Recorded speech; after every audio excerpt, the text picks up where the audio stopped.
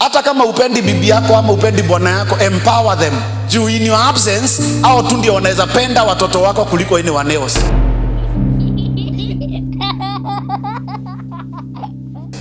Siko unanielewa? Unaona saa hii pasi, usidanganywe na watu wenu ati ukaja kufa watabaki na watoto wako. Hiyo outing munaendaga, hakuna mtu atapeleka watoto wako.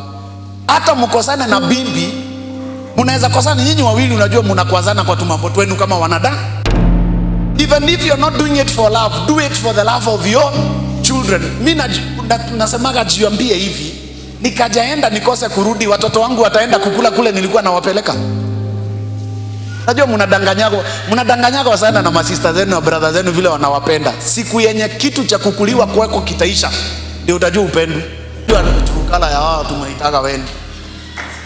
Telling you, vizuri unaambia mtu mimi nilisha. Mimi sina kitu, hata ninachotwa. Ndio utaona status zenye zitawekwa. Aliye juu ngoja chini, inawekwa. Iko hivyo. Ni vizuri empower your husband, empower your wife. Ni yeye anaweza akasimama mahali pako hata mkiwa mmeachana.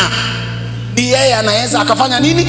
Akashughulikia watoto wako in your absence.